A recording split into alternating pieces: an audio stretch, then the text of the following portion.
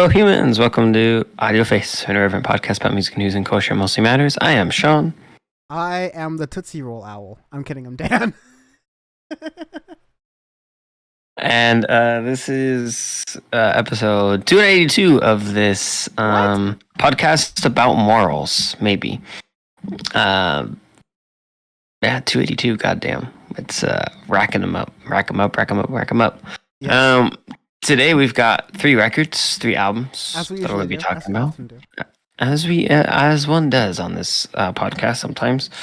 We got Fallen or Flying by Jorja Smith. We have World of Hassle by Alan Palomo, also known as Neon Indian. And we got Play by R.L. Grime. So 3 records today. R.L. Grimes is a 3-part record, so we'll kind of get into that. More on that later. Yes, more on that exactly. later. We love multi-part records on this podcast. It is our literal favorite thing that we love to do, and we give special priority to artists who decide that they are so important they need to release their projects in either an hour and a half, one chunk, or 3 half-hour chunks. We love that. It's great. We're going to be talking about that way later in the podcast. But again, we have an arbitrary scale that we use every single week to talk about albums that we review and like. This is going to be great. This will not get us in any trouble at all. Thank you to Peter, Kyle, Austin, everyone else in the Audioface team, everyone else in the Syndicate 23 team for helping make sure this little engine keeps a puttering. And with that, oh lordy, are there tapes. Let's get into the first one. I'm super excited. Also in chat, Jules to you. Sup? How you doing? But yes, let's get into that first one. All right, so first album of the day, serving up Gary's Way Bean. We have Fallen or Flying by Jorja Smith. 16 songs, 43 minutes long. Jorja Smith, her last album was Lost and Found in 2018, which is crazy. Woo! A record that I have thoroughly enjoyed when we reviewed it, 5 years ago, which is insane to think about that.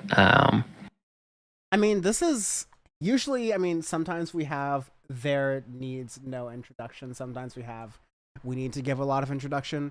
This is one of the times I lean towards let's give a tiny bit of an introduction, because Jorja Smith is one of you and I's favorite artist we've done covering this podcast and doing that artist recommendation type thing.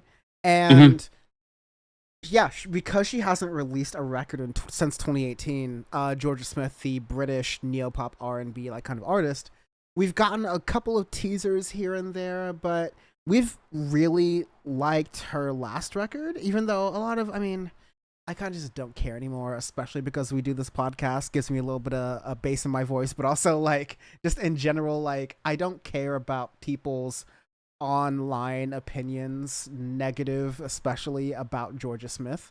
I think she's a great artist. I don't think she needs to be compared to anyone to be made more. Who's talking shit? Oh, there are people that are. Sean, I am protecting you from a lot of this discourse, but there are some people who are saying that she's not a true R&B artist because she's quote unquote light skinned, and I'm just or because she's British, and I'm just for the sake of the podcast, I'm not going to dig into it that more. The point is, we do this podcast because we look at what has come. On Fridays, we look at what has come out that week. We're okay, bang, bang, bang, and maybe the other thing, and maybe we'll put some other thing to the next week or whatever. But we pick 3 out of what has come out that week. We figure out if it's good or not. It's pretty much that simple. And when we reviewed Jorja Smith, we were we haven't heard much of this artist. The record that we reviewed last time was her debut record, essentially. And we thought it was beautiful. We thought it was... I thought phenomenal. Yeah. It was zeitgeisty, maybe not in so much as Jorja Smith is a well-known, phenomenal person. She's phenomenal, but I'll admit she's not super well-known in that regard. But I feel like she created something that sounds like the time it came out as, which can... on this podcast, sometimes we say it's a bad thing. Sometimes we say it's a good thing. I think it varies. Yeah, I think it was truly neutral in this case, which is I think it leans good because if you sound like something that is coming out at the time you're releasing it, I think that is good. You keep your eyes on what is modern in this time, and so Hmm. that's what I think Georgia Smith did. I think she did it very well. In fact, I have been listening to songs off of, especially like Teenage Fantasy, for example, for a while since 2018, which is, I hate to admit it, almost slash more than 5 years from now, or 5 years ago. Crazy. Yeah. Pain. So yeah. That being said, Georgia Smith is cool. We will not take any slander here, but we will also, as we always do on Audioface, give it a fair review and won't take into that much of how we like her into this current review. That being said, I thought this was a really great record. It's a solid second record. I mean, it's my opinion. I think it's a great second record, especially for a genre that has been hit or miss lately for us. I feel like where neo pop sometimes it can get a little monotonous, or other times it could be really innovative. I feel like it's been the former, not the latter, in the past few months that we've been reviewing some records. But I feel like "Falling or Flying" is a really good second record from Georgia Smith. It shows like maturity even within like the songwriting aspects and everything. It shows maturity in the production, and then even kind of branching out a little bit with it, where I feel like Lost and Found was like a true and true like neo pop like record, like top to bottom. With Falling or Flying, I feel like there's obviously neo pop, but not as like deep into that, where it's a little bit more excuse me, a little bit more explorative in genres, a little bit more explorative within the production of it and everything, which like especially towards like the beginning of the record, I feel that way. And especially for taking 5 years between records and being the second record, I feel like it's a really good effort from her top to bottom. Might be a little bit long if anything, kind of like towards the end, where I feel like tracks like Lately, Backwards, the second to last song, even though I like them, but by the time you get to that point, it kind of feels a tiny bit long for it, but not horribly.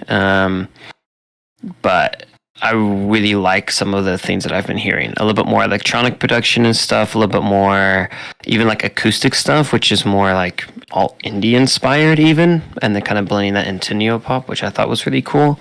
But overall, for the execution of it, I think it's really good. Yeah, I thought the execution was really good. Where I might disagree with you and, sorry, my computer did a thing. Where, we cool? We good? Cool.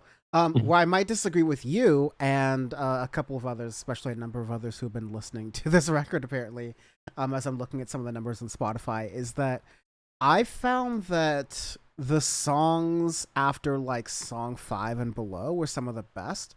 Whereas I thought it got off to like a little bit of a rough start in songs 1 to 3 essentially, because 4 and even Little 15 Thing. skits. Interesting. Yeah, I think they're fine songs. I think they're okay songs. Especially yes, Little Things. I think especially is a good track. But when you get to Feelings with Jay Hoos or Falling or Flying itself, the title track, I could really start to go in pretty much after that. Go, go, go. Especially even what you're saying. Lately, Backwards, What If My Heart Beats Faster. I think that this album got a donk on it. Like, this album is really not even bottom heavy, but the first 2 or 3 tracks aren't bad, but they sell the record short compared to what you get in the rest of it. And I like what you get in the rest of it, and I'm really happy with the rest of it. I'll agree with you in the sense that I think maybe it's very weird what this podcast has done to us. Maybe 43 minutes is a bit too long. It's hard. Not just with Georgia Smith necessarily, but just like I need to. I'm charging too much inside baseball. I'm charging my Garmin, and it makes a little noise. Like the cable is kind of weak, and so every time I like slightly hit it, it makes the little like pinging noise that Windows 10 does. Mm-hmm. but I'm not going to upgrade to Windows 11 because I am convinced that any video game High City Skylines that I run on this computer, as long as I don't update it, will probably run fairly smoothly. Even though That right? they just up the requirements for City Skylines, wrong podcast. Anyways,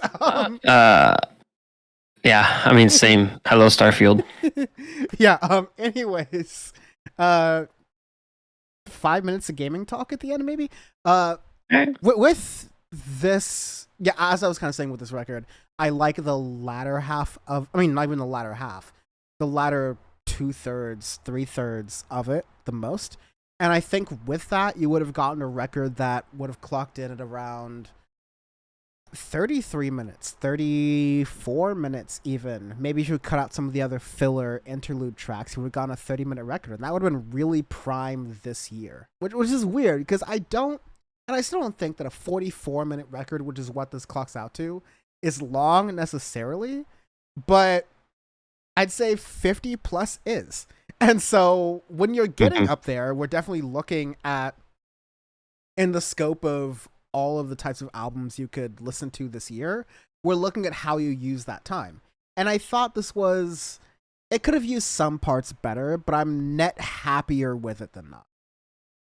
Yeah, I mean, I am definitely happy with the record. I think it's good top to bottom. The only thing was like interlude tracks. I've never been a fan of that, and I still won't really be a fan of that. So I feel like, Flight's skit and a couple of other little things here or there could get out maybe, and that would maybe make it flow a little bit better for my personal taste. But I think overall, I really like the record. I really like the production. I think it's, again, for a second record, it's really good, especially for a genre where, a lot of artists have been getting stuck, or they make samey sounds throughout it, right? Just, you get some people who just do trap and B for 40 minutes, or they just do one sound or one idea the entire time. And with Falling or Flying, like, you get a lot of different things, but it's still cohesive in the record, which I really like. It's not too slow, it's not too fast. It's kind of like the perfect speed for a neo-pop record as well. And you get some production / instrumental variation. It doesn't all sound like it's trying to do.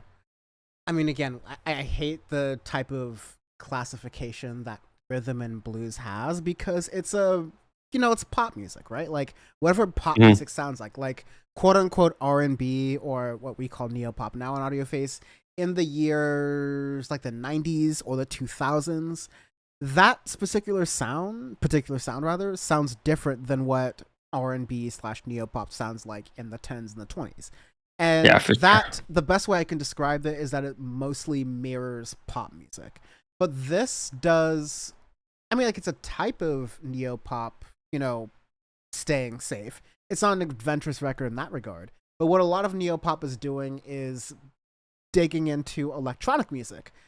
More on that later. But I think other genres digging into electronic, while the electronic genre is definitely in need of a little bit of shuffling to be newer and more interesting, when other genres dig into it, you get some very interesting things, because you're bringing electronic into a genre that may have had only hints of it, but hasn't really gotten the full smorgasbord of it. And so therefore you can get, like, let's throw in some drum and bass here, let's throw in some like house over there, let's make this album, make these tracks a little bit more interesting than you might, what might immediately meet the eye.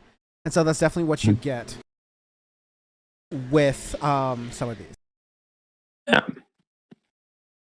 All right. So yeah, Jorja Smith, one of our favorites. I don't know. I hate to say, like, I feel less like, hot on her. Like, oh, she's like one of my favorites after this one.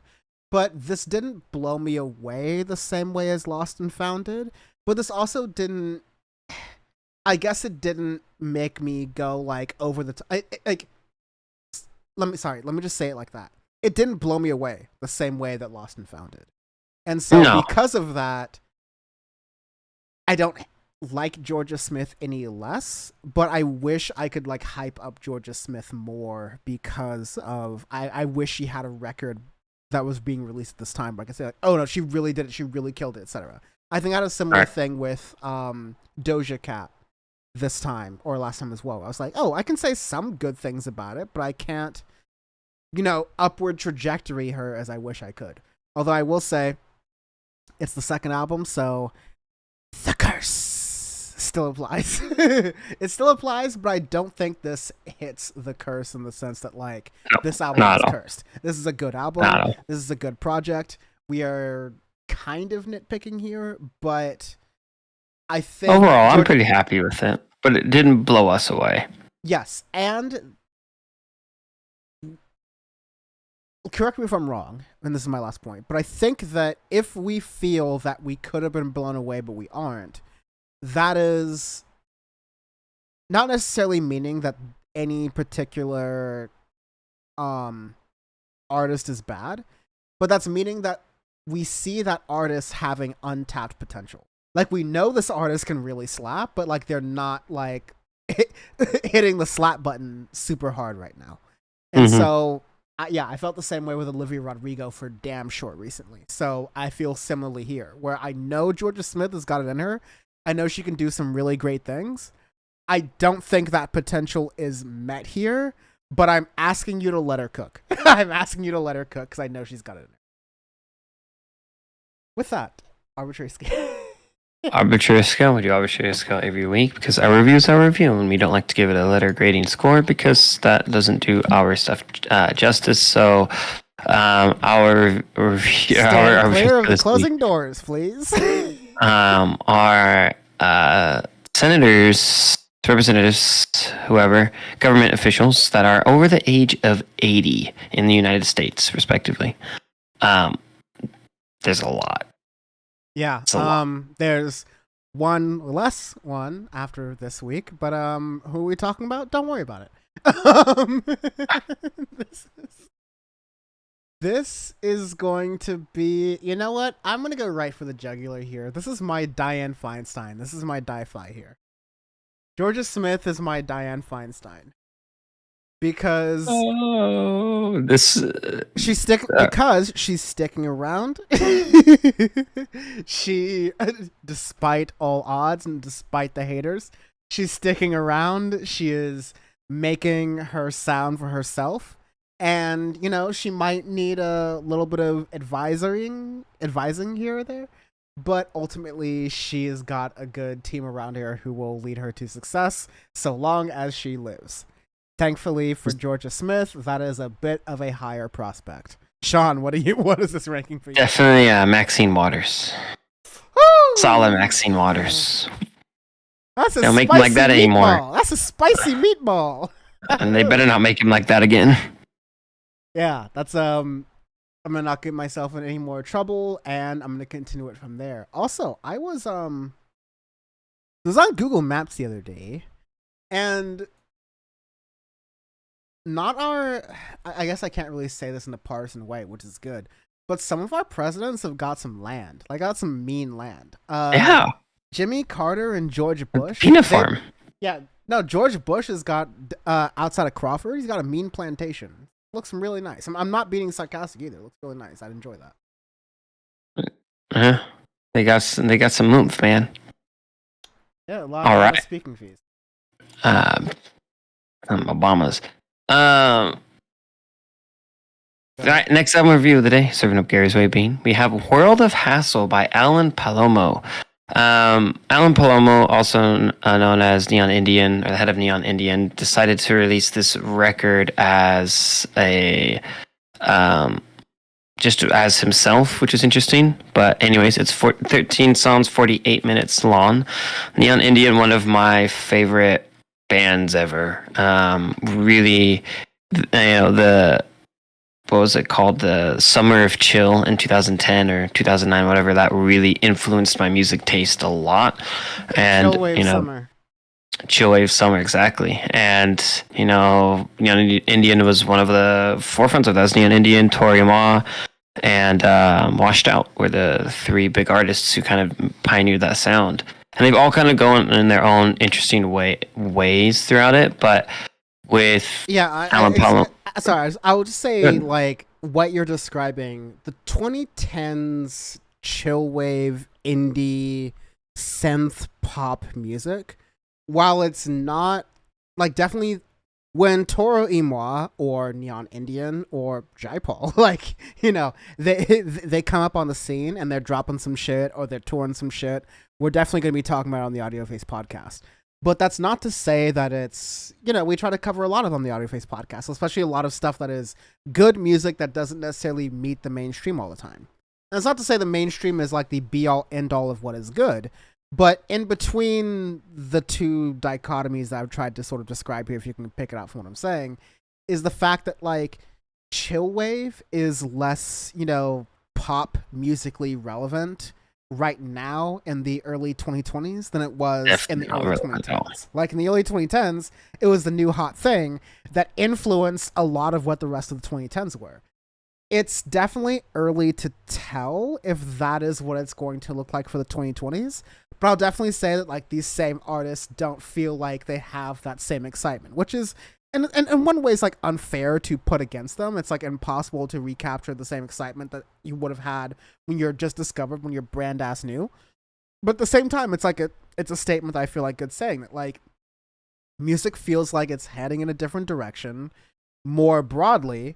And so what this here is unique in the fact that it is very declarative about the sound of music and what it wants to sound like in itself. And what it is really sounding like, it is something that's influenced from 70s and 80s, funk, but also just like, in the words of Madlib, the infamous words of Madlib and Never Doom, the old jazz standards. So the old jazz standards. It sounds like, I think the most fascinating thing, or one of the most fascinating things to me about this record, was that it sounds like a Crate Diggers sampling album, and that like you're in the back corner of Amoeba Records where like you're at a genre where people raise your eyebrow just over the fact that you're like hovering over that genre for the past like 30 minutes or so, and you're looking for some obscure like German disco track that's going to be like the pinnacle of what you're trying to create as a song.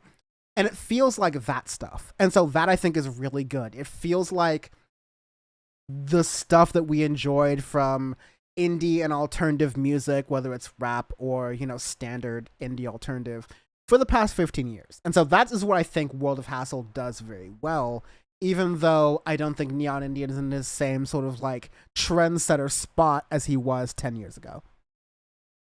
Right, yeah, and like listening to interviews with Alan and stuff, he's like, hey, like I've done a lot of different things. I mean, the last Neon Indian record, like proper Neon Indian record, was Vega International Night School in 2015, and which, that's insane. It's almost 10 years old. Man. Yeah, we've definitely talked about that album, even though we didn't have Audioface that time, which sounds like we probably would have done it at 50 of the 10s. Yeah, and like with World of Hassle, you get a really interesting concept record where it's going back in time, saying, like, right, it's kind of going back into the mid 80s, Cold War is still around, kind of futuristic sound, like what people expected the sound to be of the 2020s back in the 80s. So it's super influenced by that and kind of like cyberpunk feeling and Tron feeling in that regard, where a lot of these influences kind of lay. And with that, what I really like with this record is it's influenced by, not just American themes, it's international. You got a couple songs in Spanish, a song in French. Like, it's really cool with that. And those are like my favorite ones of the record. And with that, you really get a really different sounding record, which I really enjoy. It took me a couple listens to really get into it. And there are critiques that I have of it, of things that I wish were kind of done a little bit differently. But for 8 years between releases and stuff, and we had one single, Toyota Man, which we both freaking thoroughly enjoyed on this podcast. I need you here to watch all these here Toyotas. And like, I think that won the vocal world that year, just for the labor little cautionary tale that was in there, because that shit goes hard. Because Alan doesn't fuck around. with that, and then you get from there. I was like, oh, cool, he's making a new record. And he said he like pivoted and changed it a bunch of times, and then finally settled on like what concept he wanted to make. And you get this really weird like 80s inspired futuristic indie record. And in 2023, it really stands out on its own and being really weird and interesting and fun. I mean, example, Nudista Mundial 89 with Mac DeMarco of all people, which is really funny hearing him speak Spanish. It's Neon Indian is Alan Palomo at his best, making just really obscure, weird sounds that aren't for everybody, and somebody might get influenced by it. Some people might listen to it, be like, "What the fuck is this?" And you never know. But that's what I enjoy, and that's what indie really should be: is people just making sounds for the hell of it, making concepts that they want to do, and not really fitting in with the normal standard. That's the idea.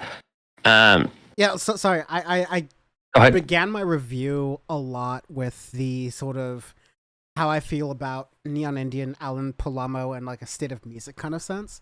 But I just gotta say that the Wailing Mall as a beginning track is really like everything you want to hear from this record. It is, yeah, it encapsulates the full thing. I think it's a really good opening track in that it gives you a glimpse of the more experimental. I mean, I want to say experimental, but the fact that, yeah, it's in other non-American languages for the first couple of songs, or first few songs, rather. But through the latter part of the record, you get some, really deep introspections through disco, through funk. Like, Stay at Home DJ is a really irreverent kind of, oh, everyone can be a DJ. It feels almost like LCD Sound System. You know what it really reminds me of, though? Go. Is MGMT's their last record, Little Dark Age. It really reminds, like, Stay at Home DJ reminds me of that. The other last record they did, because keep in mind, MGMT did release the old. I thought they released something this year, didn't they? No, not that I remember of. Oh no, my bad. Yeah. Sorry, I'm thinking of a different band. But yeah, no. This does a little bit of Little Dark Age, yes. Like, time spent looking at my phone, kind of that sound in a way, but in a more funk 80s style. That's what Stay at Home DJ reminds me of. Where, it's like, but everyone's a DJ, a stay at home DJ, right? And that's poking fun at everybody who's doing live streams and stuff, and during COVID times of being a DJ, people who don't know how to mix and everything doing it, because Alan, like when he's not performing stuff as Neon Indian, that's what he does. He's a DJ. He goes and mixes and does really, really cool, interesting mixes where he's the one at Amoeba finding dungeon basement German funk and mixing it with some Italian disco and making it sound good. And you're like, what the fuck? Exactly. That's what he does. And it's not to be a gatekeeper in that sense, because I don't want to. No, at all. That there's a game recognized game sort of aspect to music creation that definitely is in the sort of like post-pandemic music and DJing creating era a little bit lost, because much like how everyone with a TikTok account and an iPhone feels like they can give financial advice, you also get a similar thing with music. And there is that fact that like Neon Indian is like one of the real ones where he is able to go back and go, no, wait a second here. I built this thing. I made this thing. Like, y'all are eating off my plate here. Let me rearrange, let me regulate a little bit. I was thinking of M83 and not DMT. Oh, M83. And actually, that's another good comparison where it is, they're kind of going into like a state of music discussion of it where, like, we had like 2018 was a big year for concept records in like alternative indie. I feel like 2023 is huge on concept records for indie and alternative, where some of my favorite artists have done that with M83 and Fantasy, right? Like that one, again, a kind of a futuristic sound influenced by the 80s, but pioneering it forward. Now, World of Hassle, same kind of idea, same, but different. And really experimenting with the synths, and, two artists who were huge in the 2010s, right? Really expanding their sound forward, taking time between projects and stuff, and really executing them well. Which is interesting, which I'm really excited to get to the Audioface Awards in a few months. Because god damn, I don't know what I'm gonna do for like indie. First of all, organizing the Audioface Awards is going to be That's always the biggest pain in the ass every year. Yeah, it's going to be a special pain in the ass this year because we've just got docs to work off of. I still got to do. I've got a plan. I'll talk about it after the rest of the album reviews. But anyways, yes, it's going to be a lot. It's going to be a very big roundup year, end of year for Audioface. One of the biggest ones so far. I can say that hands down. But yeah, you've got a lot of different influences here, interactions from here from like a lot of different electronic artists that have come out. I will say, like, this album, I won't say it's top or bottom heavy. I actually think it's very well balanced, but I did love a lot of the bottom records. Like, I think Nobody's Woman is a highlight as well. Is There Nightlife After Death? I think that is a really fun. That one's a great track.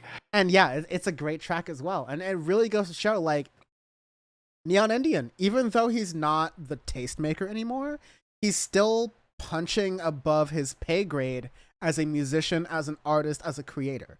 And nothing more to say other than I love to see it. I love to fucking see it. You and me both. I'm gonna be bumping this shit and be like, "Hey, everybody, listen to weird music. That's what I want." I don't know why, but I was just imagining like, your wonderful girlfriend in your car with you, putting up with you listening to Neon Indian. I mean, like, I'm sure she likes it, but it's also like definitely one of those like testing. Oh, you know the funny like kind of inside baseball with that. Well, I forget. We went to a store once and they were playing Neon Indian randomly, and I was like, "What?" She just looked at me. She's like, "Isn't this?" She goes, "This is your favorite song." I was like, "This is literally my favorite song ever made." And she's like, "Why are they playing it here?" I'm like, "I don't know, but I'm not questioning it." And I forget what it was. It was somewhere random.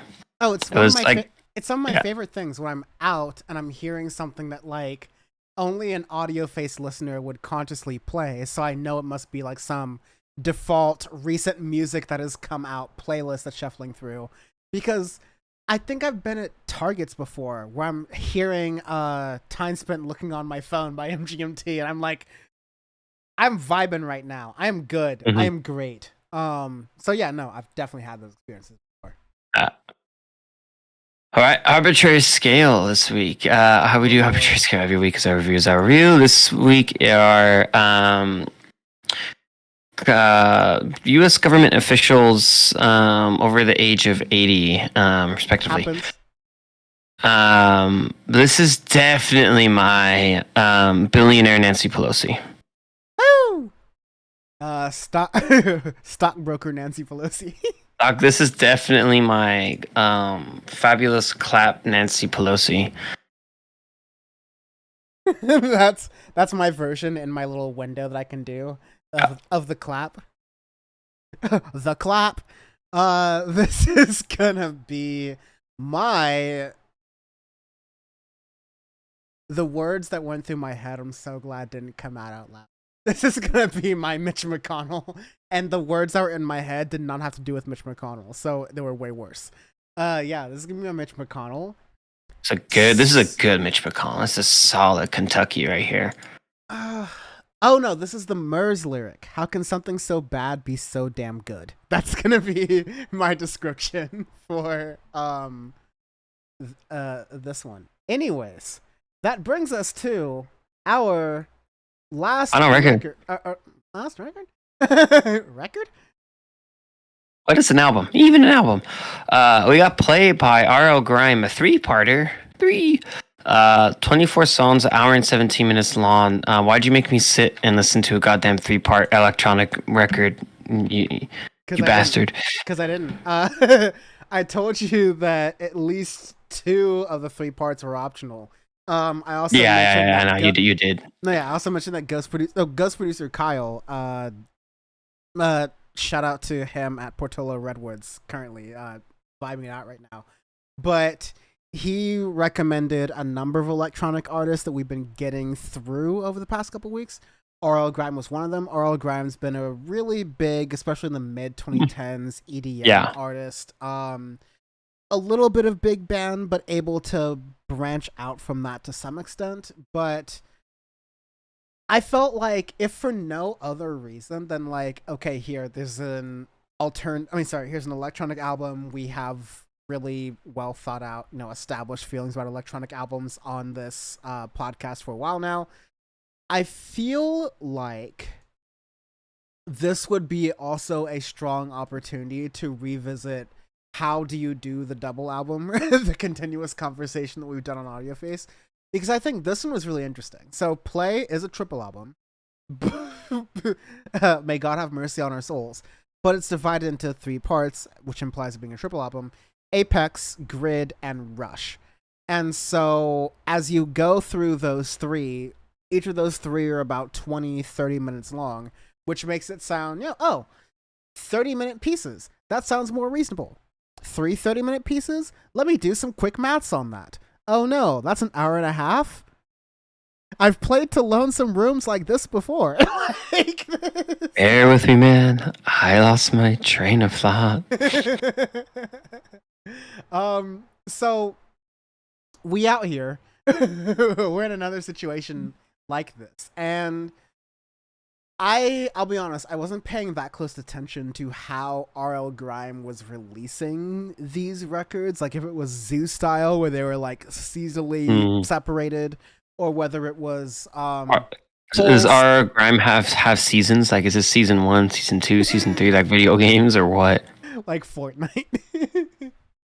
Yeah, but like, or is it like Foals, which I think has probably done our least offensive version. I'll say not my favorite, but my least offensive version of the double album, because I don't have a favorite double album. Let me say that for. Well, yeah, okay. But my favorite way to make a double album. Yeah, and I would say, while I have a lot of qualms with the execution, while I also think some parts of the execution are like phenomenal, there are some great parts within this. I feel that I actually like the way it's spread out. Maybe I would have done it, and again, I don't know if it was done this way, but here goes. I would have done it throughout the entire year, like maybe spring, summer, fall, and then in fall I released part 3, and therefore all 3 of the parts coming together.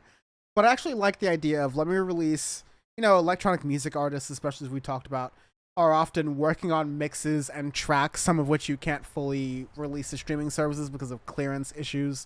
But they're producing this much work throughout the whole year as they're touring, as they're traveling, as they're performing at different festivals. And so figuring out a way to do that isn't just dropping singles and EPs like every 2 months, and making a cohesive project, which a lot of electronic music artists don't do very well, it's a tough thing. I don't think RL Grime did it very here, but I think it put forth a very interesting concept of, okay, let's break it into 3. Let's give these 3 parts slightly different subgenres of EDM variations in here. Let's include some features where it makes sense, mostly in parts 1 and 2 especially. But it feels, even though I may not like triple records, and I let me not say may, even though I definitely don't like triple records, I will respect that there was some thought put into which thirds each parts of these albums go in. Because having listened to all 3 parts and listened to them separately, they make sense. Like, the songs that are together make sense together. The songs that are different, I'm glad that they're differently apart. I don't love it as a full project, but all 3 of the projects together, I also don't love, but I understand how they were put together, which, my final point here will be, there are a lot of albums that are just haphazardly put together and also made into double, triple, quadruple albums, and I can tell this wasn't a haphazard effort. I was told there was some thought here, which, despite some of my qualms with some of the songs here, and some of the songs I did like, that makes it a little bit higher quality than the stuff I've listened to before. Sean, please give me all of your thoughts, because I just went in really hard there. Um, it's a lot of hyphy typhy for your boy. It's a lot of screwdriver in the ears, pulling in and pulling it out through the other side. That IG reel I sent you of White Clubs. That's why I was dying of laughter because I was like, I think it's Jewel, maybe the fifth song or something like that, where that's like literally exactly how it sounds. Where it just builds, Breach featuring Jules. Yes, you get a lot of the big band build up, drop type stuff here. Yeah, and like so, some of the tracks like Enemy, the Enemy, are more like some of them are like have the drum and bass influences, and some of them are real hyphy typhy. So some of it is okay, and a lot of it it's not my cup of tea at all. It sounds like mid to early 2010s sound where I'm like, all right, where's the innovation? Is there anything kind of cool about it? All right, it's just hype gym music. Like I do like that each one is different. Disc 1, Disc 2, Disc 3 are different. And then like example like Street Sweeper maybe on the second disc is interesting actually, and I kind of like that track a bit. But then you still have like right after that Lose My Mind, which is just like, okay, I heard tracks like this for 15 years. What's cool about it? And for like a triple record, like it's a lot for that, and like I don't think you really need that as electronic music necessarily, and it's just, I don't know, it really lacks innovation for me. It lacks kind of a thought. It's just one of those literally press play type things where you're like, all right, you just have it in the background and it's not gonna like offend anybody necessarily, but it's okay.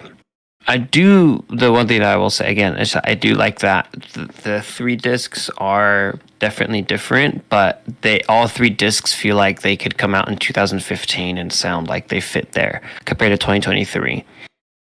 Yeah, let me hop on into that because I agree with pretty much everything you said. So, good things first out of the way, because I've been alluding to them a little bit. I like disc 2, and I like a lot of the direction of disc 3.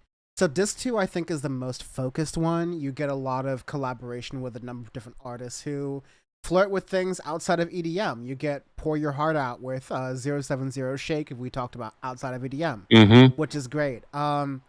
You get, going to disc 3, I think Metro North and Push, even Howling Fjord are really good tracks as you're going through those, right? And disc 3 takes a little bit of a heavier drum and bass kind of techno type feel. Disc 2 feels like, traditional EDM pop crossover type thing. And then disc 1 feels like the worst of big band hypey typey type things, right? Yeah, for sure. And so, yeah, I like that it's organized out that way for my own enjoyment as a music enjoyer, as a music listener. But I also appreciate how when RL Grimes is RL Grimesen, like it sounds pretty good. Like I like what he's able to do in the songs I just mentioned there. Again, shout out to Pour Your Heart Out, Metro North. I'd even say a lot of the songs in disc 2, a lot of the features as well, like Lose My Mind, Street Sweeper, I Am the Ocean. I think you get nothing groundbreaking there, but some good stuff. But that's kind of my point, is that whether it's electronic music, and this is the point that I feel like Sean is making too, but correct me if I'm wrong, is that like whether it's electronic music or whether it's pop music or whether it's rap music, especially all these three genres that are like the bread and butter of modern American music, right? You would expect, and like we would expect, and we do expect, and this is the standard that we hold all artists to, which is why we're very critical reviewers, is that if you are at the top or near the top of your game in one decade, in the next decade, I expect you to be putting forward the most forward-thinking experimental things. Because unlike the people who are just starting out and just trying to like make a name for themselves, they can't establish and make a name for themselves off of something that sounds very different. I mean, they can, but it's a lot harder. And the expectation is for new bands to return on investment very quickly, because we live in a very capitalist version of the music industry. And those new bands, by performing things that we know are safe and perform well for large musical audiences, then turn into, cash cows where they release one album, they release two albums, the curse, they release three albums, and then, maybe they're able to get out of a record deal, or by that time they're able to find themselves musically and create something that's like really powerful here. You get what I'm saying, hopefully, is that when you're an artist who, like RL Grime, who I've been hearing and going to music festivals with RL Grime at the bottom bill and at the top bill for the past 10 years, like, I would expect RL Grime at this point to have, at bare minimum, and I know this is a good artist I'm about to drop, so that may sound like a lot, but I think this is still bare minimum. I expect RL Grime to have bare minimum a similar trajectory as Kendrick Lamar has had. A similar trajectory as Future has had in the past 10 years, right? Future 15 years ago actually does not sound like Future today. Like, there is a difference in how he has even evolved his rapping, his melodical, vocalizations, right? His autotune. Like, there is a change in that, okay? Electronic music, time and time again, I find, is like, we've got Bauer on I Am the Ocean on here. Harlem Shake Bauer over here, right? And you can hear that kind of Harlem Shake influence in this song. And I'm like, why is electronic music, a lot of genres, don't get me wrong, but why is it electronic music especially, where it's like, oh damn, we created a sound, let's rock it till the wheels fall off, like it's a Kia Sorento from 2006. Like, let's run that until AAA says it's not going to pass smogs anymore. And by the way, it's 2035, gas vehicles are banned. Like, I want electronic music to not, an electronic music artist rather, to not feel so comfortable with sounds that filled music festivals 10 years ago. Because that's not how music works. You may be able to sell to Golden Voice or Insomniac or whatever these big venue events people are, but at the end of the day, when you're talking about bringing music forward, when you're talking about pushing music forward, you're not going to be doing it with this stuff. You're not going to be doing it with any of this stuff, unfortunately, and that's sad because there is innovation in music of all genres, especially electronic music, as we've talked about on this podcast. Daft Punk, kind of nerfing my terms here, are just releasing new versions of Random Access Memories every couple of years or so. We're like, these are the demos that we never really finished recording or, optimizing in the studio. Okay, here's the whole album with no drums. We're just going to be releasing that now. This is a genre where people feel really comfortable on their laurels, and I don't like that as a critic. And I think RL Grimes falls to this. Maybe it's RL Grimes' fault as an individual. I think that's partially true. Maybe it's RL Grimes just capitulating to the genre that he's a part of, and so he's doing that. I think that's partially true. Either way, I believe in RL Grimes enough, and I believe in a number of other artists enough to believe that they can do better in music, and they can push forward in music, and they can put forth an idea of what new music can sound like, as opposed to tapping the Harlem Shake guy from 10 years ago and making a track with him that sounds, not very unique. You have a lot of talent there, you have a lot of sauce there, but it doesn't sound that unique. And so that is that's kind of how I feel about it. And then, sorry, last point. Felipe Auguste in chat says, but what if I put wave at the end of words? It's like, yeah, let me just call it a thing and let me make it work. Yes, but unfortunately, you can't just keep repeat doing that. You can't circular economy or capitalism your way through music and expect the quality of the music itself to be that good. Yeah, much agreed. I said so much there. That was definitely monologue damn there, but I feel like I've hit a point with electronic music. I'm like, damn, I see people go to these shows every year, and I'm like, this is just nostalgia bait because none of the songs sound different from like 10 years ago when we were high school kids and still listening to this shit. Like, I've been a raver for a long time, reeling and dealing, all right? I've been there. And it sounds Like it's starting to sound like I'm the old guy in the corner holding a Coors Light, going, "Yep, everyone's having a good time." It's not quite like it was back in my day with the whoop-de whoop-de woo and the whatever, but you know what? It's a good time. Like I'm starting to sound like the old head with electronic music, and that's not supposed to happen this soon. And I don't think I'm wrong here because the shit just sounds the same. Let's give the kids something new, please. Agreed. All right. Arbitrisco. Arbitrisco this week is government U.S. officials who are above the age of 80. This is definitely my Mitch McConnell. This is absolutely my just like Had it too good for too long. Mitch, you good? You okay? You okay, Mitch? I got confused at you for a second. I was like, wait, am I lagged on Sean's end? But no, he was doing the Mitch. He was doing the. It's the straight elder abuse, man. Just man, it's so bad. Yeah. Jesus. Anyways, for me, this is gonna be my.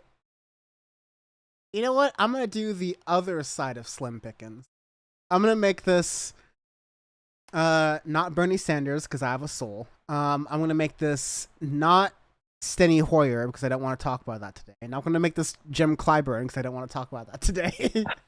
I'm gonna make this Jim Risch, Republican of Idaho. Jim Risch. Got a Jim Risch. I like it. But yeah, that be how them is. Let me check. I don't think there was anything, big or that like newsworthy in the music world to talk about on. Not really. Not this week. Yeah. Let me check the news hole real quick. Oh. Actually, no. There is one I would love to talk to you about. So, 1975 are over, right? Oh, that's right. Yeah, I forgot about that. Are we really doing this? Are we really doing this? They're on a little touring hiatus or some shit. I mean, we talked about this to some extent in that a lot of bands are after, especially after 2020, they were like, oh, we're cooped inside. We have all these ideas. We really want to tour. And then post COVID, we're still in the pandemic. I just had to get my vaccine because everyone I know now has COVID again. And I'm just like, okay, cool. We out here again. And I just literally cannot afford to get sick. But like we're all in that again. And so you had artists who have toured throughout all of this and they're like, okay, now we're super burned out and we want to rest a little bit. This could be another line in that. Also considering having your frontman date and then undate, reverse double undate Twisters Taylor Swift. And then get successfully fail to beat the Nazi allegations through the process. Like maybe everyone else in the 1975 is like, oh, sorry, not to forget being banned from several Southeastern Asian countries. I can understand if many members of the 1975 are like, hey man, it's been real. It's been fun. It ain't been real fun. So let's just tap the brakes for a little bit, wait till the heat dies down and see what happens. That could be one of those things. Or, within the realm of possibility, the 1975 could be experiencing a premature breakup, let's say, Just sometimes they need that. Yeah. I mean, Radiohead have been on a hiatus since 2016, so. But Radiohead, music making one. Yeah, I would say Radiohead are in the Radiohead portion of their careers, right? Whereas the 1975 comparably are like just barely in the Kid A part of their careers. And so they've got at least a decade and a half more juice on that Radiohead scale to go throughout them. But I mean, Radiohead apples and 1975 oranges, you can't super compare them to. So Now, what would be what would the 1975 the Smile equivalent be? What would that pivot look like? Is it like Maddie and George just going off and saying that we are the Devils because it's like the Manchester Devils or something random like that? That would kind of go hard. I mean, I kind of see it as like a Damon Albarn, Jamie Hewlett, like after renewing their vows after Demon Days type thing, where they create they like reconcile their differences, not knowing that Plastic Beach is about to happen to both of them, and basically break up the band again. They reconcile their differences and they go on tour in, regrettably, another Southeast Asian country where Maddie Healy's just waiting to be canceled, and they create some, I don't know, like a musical. Like, you remember Gorillaz did Monkey Journey to the West in between Oh Demon Days God, and yeah. Plastic Beach. Like, Damon Albarn and Jamie Hewlett started making musicals. Damon Albarn got some black friends in Africa and made a Rocket Juice in the Moon. There are a lot of different options here. It's like Maddie Healy can have a mea culpa and do an album with Boy Genius and prove that he doesn't hate women, and then he can do he can do the second Rocket Juice in the Moon to show that he has black friends, and then he will have repented enough in the modern times to do the third 1975 record, Plastic Beach. No. No, if the 1975 come back, which, I mean, all jokes aside, I really hope they do. They're a good band. But if the 1975 come back and they produce a hardcore environmentalist record, I am going to do the impossible and become a much larger 1975 fan than even Sean.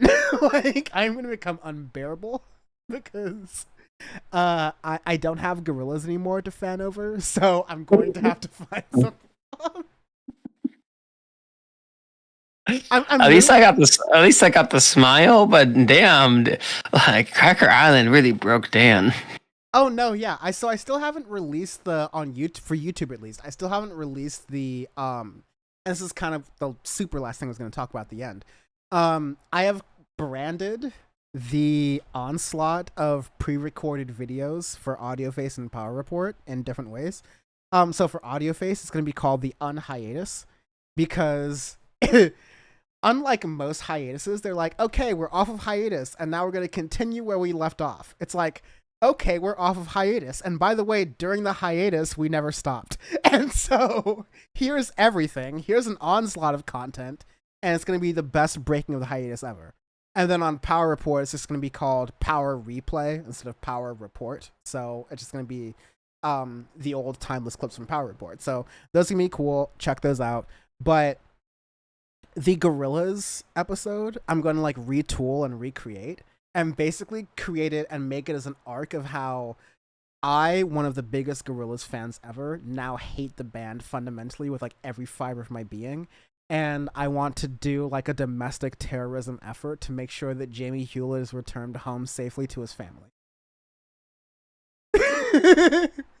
This has been Audioface. I am in possession of information that could lead to the arrest of Damon Albarn.